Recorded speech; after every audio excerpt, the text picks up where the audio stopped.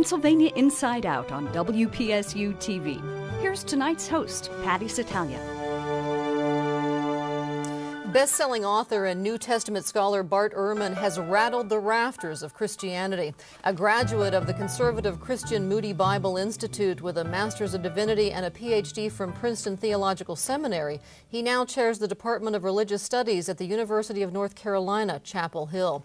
He's the author or editor of 20 books on early Christianity and the history of the Bible. He's also an agnostic. In his new book, Misquoting Jesus, the story behind who changed the Bible and why, he picks apart the Gospels that made him a disbeliever. We'll talk with him about current debates over Scripture and about why he came to regard his earlier faith in the perfect inspiration of the Bible as misguided. Thanks so much for joining us. Well, thanks for having me.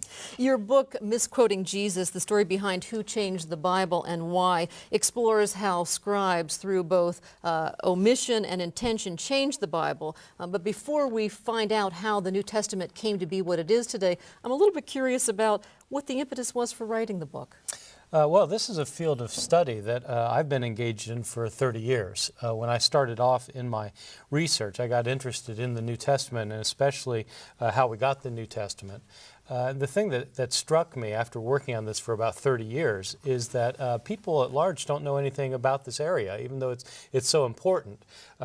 Many people just assume that we got the Bible by, I don't know, the Bible descended from heaven one day a few weeks after Jesus died. But in fact, it didn't work that way. The Bible was copied over decades and then centuries, and we don't have the originals. We have copies made many centuries later, and there are differences among these copies.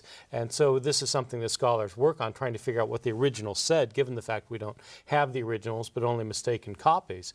But what occurred to me is that nobody had ever written a book for a popular audience for this, and so that's what I wanted to do. I wanted to write something that would be understood by people who don't know the original Greek language or other ancient languages, but simply want to know about how we got our New Testaments. You wrote in the introduction of the book that this was the most important books of any, to you personally, of any that you'd written, and there are some 20 in all.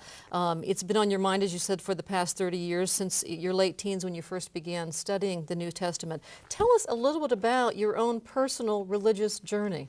Well, I was raised in an Episcopal church, but when I was in high school, I had a born-again experience and became an evangelical Christian, which is why I went off then to Moody Bible Institute, which is a very conservative, fundamentalist Bible college, which I enjoyed at the time. And this was a place that emphasized that the Bible is the inerrant Word of God. There are no mistakes in the Bible of any kind. And that's what I accepted then for a number of years. But then as I went on after Moody and went to another college, went to Wheaton College to do my bachelor's degree, I learned Greek. And I started reading the New Testament in the original Greek language.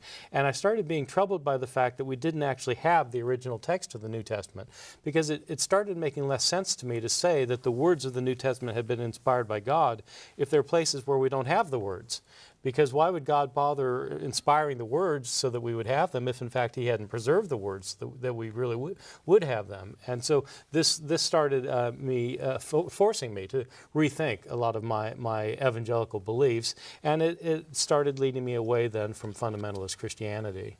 In fact, you said you lost your last shred of faith while you were teaching a class at Rutgers. How painful was it for you in a way to have suddenly realized, I don't believe what I've believed for all these years? Right. Well, it is extremely painful, or was extremely painful. It's not painful anymore, because now I really think that I have a better insight into the world and into people and our place in the world. And what actually led me away from the faith wasn't so much the problem with the Bible. What led me away from the faith was the problem of suffering in the world, that there's so much misery and suffering in the world that I think can't be explained if, in fact, there's a good and all-powerful God who's in charge of it. And that happens to be the subject of the next book, the one I'm writing right now, in fact. We get another important book to me. It was very painful for me, though, because in part I'd been thinking for years and years that if you didn't have the beliefs I had, that you would spend eternity in hell. Well, that's a very deeply rooted kind of belief, and if you no longer then are in the fold and you've left the fold and you have this belief in eternal punishment, that can be very painful, obviously. How were the 27 books of the New Testament cobbled together, and by whom? And if they are not accurate, are we talking about heretics or orthodox who made the changes that you've pointed out? Well, the thing to recognize is that in early Christianity there were lots of different books written by lots of different Christians. We know of the 4 Gospels in the New Testament, Matthew, Mark, Luke, and John, but there were other Gospels written by other people. So we have, today still, we have Gospels allegedly by Jesus' disciple Thomas, by Philip, by Judas Iscariot now, just recently discovered, Mary Magdalene, a whole range of Gospels, probably about 40 Gospels that didn't make it in. And so the question is naturally, why did we get these 4 and what happened to the others? As it turns out, it's not what most people think. Most people think that there must have been some kind of church council.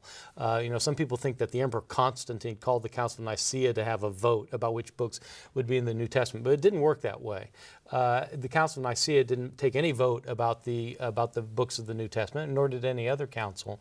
What happened is over time there were different Christian groups that had different sets of beliefs, and these different groups were trying to win converts. And eventually one of the groups succeeded in establishing itself as the orthodox way of looking at the religion. And this is the group that ended up writing the creeds that continued to be recited down to today. And this is the group that decided which books would be in. And so eventually around the end of the 4th century, so about 300 years after the books had been written, around the end of the 4th century, most Christians of the Orthodox persuasion agreed on these 27. You say that the Gospel of John, the cornerstone of the Christian faith, which really explains his life and resurrection and death, you say that it is very different from Matthew, Luke, and Mark. How so, and why is that important? Well, Matthew, Mark, and Luke are sometimes called the Synoptic Gospels because you can actually put those 3 in parallel columns next to each other and see the same stories and read the stories against each other. With John, you can't do that because John has so many different stories. And the question is, why does John have stories not found in the other 3, and why doesn't it have the stories that are in the other 3?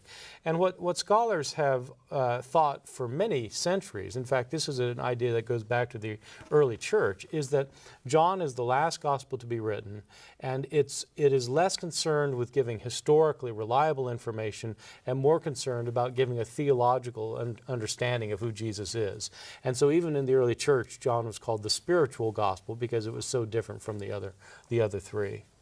In misquoting Jesus, you cast doubt on any number of New Testament stories, episodes that are really sort of the cornerstone of Christian belief. One example, one of the most famous stories in the Bible, deals with a crowd that's ready to stone an adulterous woman to death, and Jesus leans down, doodles in the dust, and then says, "Let the one without sin cast the first stone." The crowd backs off. You say that that story is likely fiction.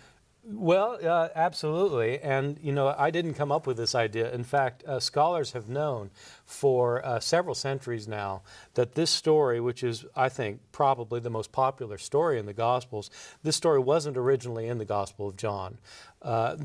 This isn't just an opinion. The reality is that we have a lot of manuscripts of the Gospel of John, and in none of the early manuscripts can you find the story.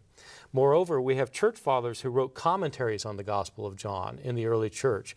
We don't have any Greek commentators. It was originally written in Greek. We don't have any Greek commentators on the Gospel of John who mention the story for 1,000 years.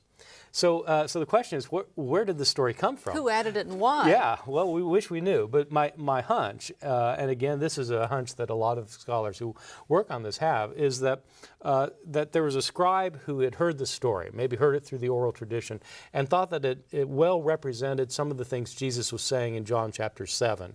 And so he wrote it as a marginal note in a manuscript. And then a second scribe came along later and saw this marginal note and thought, oh, he left out a story. And then he put it in his manuscript, and then that manuscript got copied over the centuries until it became a popular story, and then was included in our English Bibles because it was included in the King James translation. Now, in researching your book, you spent years reading texts from the Old Testament. We're talking about in ancient Greek, without punctuation, without capitalization, thousands and thousands of pages. How arduous an ordeal was that? And yes, well, it's not for the faint of heart. It's this is a difficult field of study, but a very important field of study, and there aren't that many people who engage in it because, in fact, frankly, it's rather boring. I mean, reading Greek manuscripts is not the most exciting thing you can do on a Friday night, but it is extremely important because the New Testament was originally written in Greek. And since we don't have the original manuscripts, all we have are later manuscripts, we have to look at these manuscripts and compare them with one another to know where there are differences among them. And what most people don't realize are that there are thousands and thousands of differences among these manuscripts. Well, somebody has to find these differences and point out what they are so we can know, well, what are the differences and what are the originals. And that's what a textual critic does. This is Pennsylvania Inside Out. I'm Patty Satalia, and our guest today is a New Testament expert. He's chair of the Department of Religious Studies at the University of North Carolina at Chapel Hill, a best-selling author and an agnostic. Some say he peered so hard into the origins of Christianity that he lost his faith. We're talking with him about two of his books, the New York Times bestseller Misquoting Jesus, the story behind who changed the Bible and why, and Truth and Fiction in the Da Vinci Code. A historian reveals what we really know about Jesus, Mary Magdalene, and Constantine. Let's talk a little bit about the Da Vinci Code, which of course is a worldwide bestseller, translated into 44 languages. I believe there's something in the neighborhood of 60.5 million copies out there, so this is something that has caught the attention of people worldwide. The premise of this book is that there's a conspiracy within the Roman Catholic Church. The Vatican knows it's living a lie, but it continues to do so to keep itself in power. What do you think of the basic premise of that book? I think it's a brilliant premise if you want to sell books, and I think if what you're looking for in a book is a good murder mystery that's a real page turner that has a Vatican cover-up, this is a formula for success, and it obviously succeeded quite well. And so I actually liked it as a novel.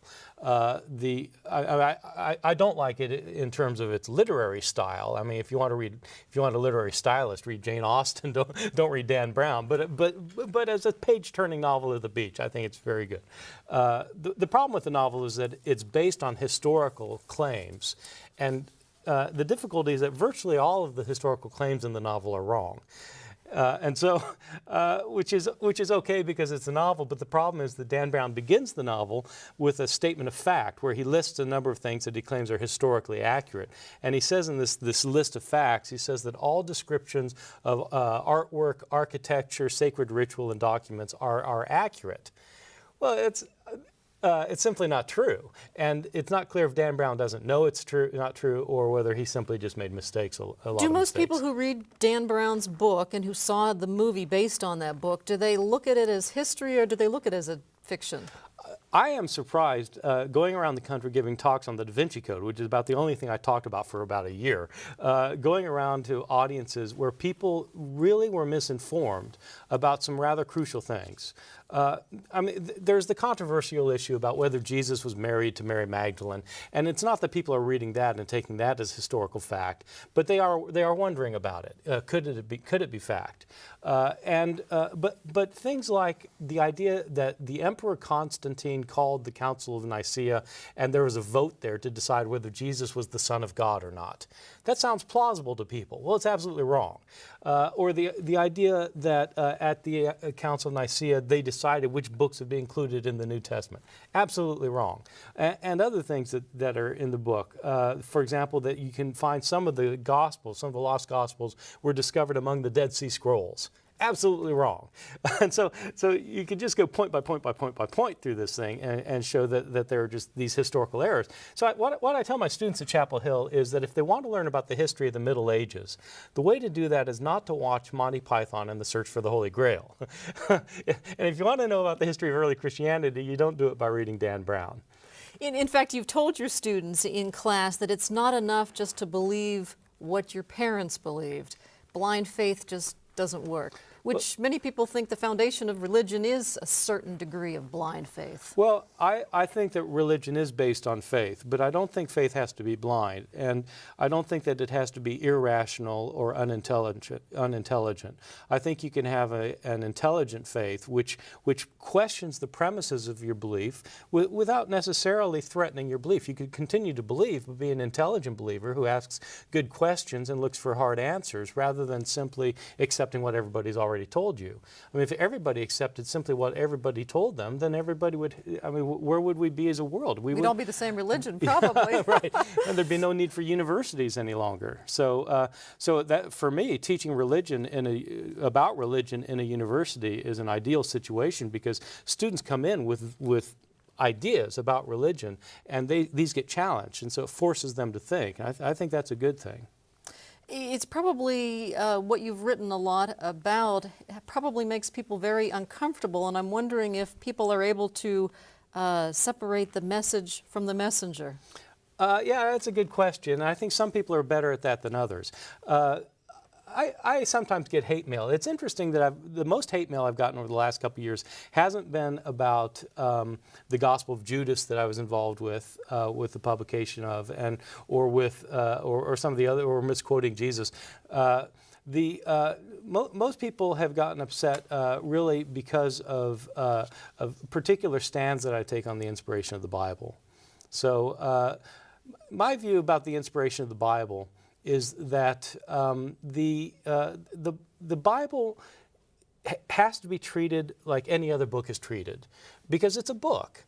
And so if you're going to read a book, then you should read it as a book. And you shouldn't prejudge the issue about what kind of book it is, any more than you prejudge any book. You read the book and you see what's in the book, and then you evaluate it with your intelligence. And I think doing that, I think the Bible is the classic of religious literature. I mean, it is the, I mean, for good reason, it's the best-selling book of all time. But the Bible needs to be read carefully, and people need to read it critically. Otherwise, people simply use the Bible to support whatever their own particular points of view are, and I don't think that's very helpful. In fact, critics say they should read your book, but read your work balanced against other religious scholars. Absolutely. Absolutely. You shouldn't take anybody's word for it, even mine. Now, you know, there have been several books that debunk Dan Brown's enormously popular The Da Vinci Code, but most of them have been evangelicals who have been worried that his work would lead people astray. Yes. What's your motivation? Well, it's not that. I think you do get a lot of evangelicals for whom that's a concern, and you actually get a lot of Roman Catholics who have the same concern, that their co-religionists will be led astray. That's not my interest, because I don't have a religious commitment that is involved with this. My problem is that I think history is really important. I think we really need to know what happened in the past. And anytime people misunderstand the past, it affects the way they understand the present and probably what they're going to do in the future. I think that certain things matter about the past. I mean, it really matters that there was a Holocaust, even though some people want to deny it. It matters whether there were weapons of mass destruction discovered in Iraq. Things about the past matter. It matters who Jesus was. He's the most important person in the history of civilization. We ought to know who he really was. And so I think it's very important for people to know history, and so I wrote my book on the Da Vinci Code as a way of getting back to very important historical issues concerning Jesus and the New Testament and so forth. Now, you talk about the New Testament as being copies of copies of copies translated over lots and lots of years, but how does it compare to the Muslim Quran or the Jewish Torah? How does it compare in terms of accuracy? And well, I'm not an expert on either the Quran or the Torah or all of the Jewish scriptures. What I will say is that in the ancient world, everybody had the same problem, which was that there wasn't desktop publishing, and you couldn't publish anything electronically, and you didn't even have Xerox machines. You didn't have carbon paper. The only way to get a book reproduced in the ancient world was by copying it by hand, one page, one sentence, one word at a time. And until there were tight controls over that, people made mistakes. Now, eventually in Islam and in Judaism, in the Middle Ages at least, there were tight controls over how scribes reproduced things. But there weren't tight controls early on in either religion, and there certainly weren't tight controls in Christianity. So when you look at the earliest manuscripts of Christianity, the scriptures of Christianity, and compare them with one another, there are mistakes all over the place. You know there are mistakes because you can compare two manuscripts and they differ from one another.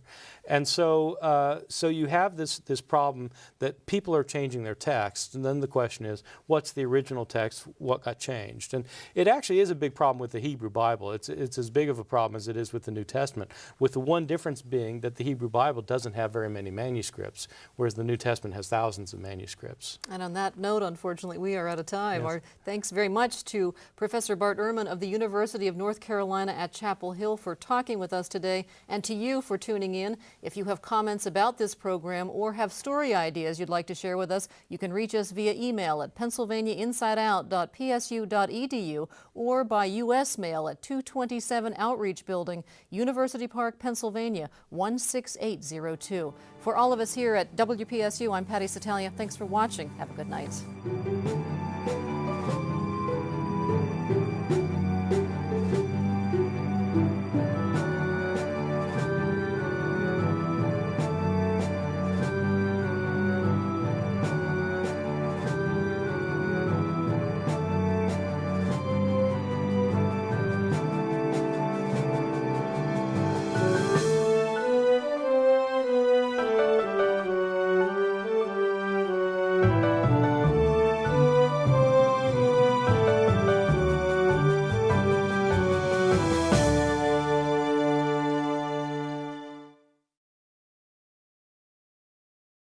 A copy of the program you've just seen can be purchased through Penn State Media Sales at mediasales.psu.edu or by calling 800-770-2111.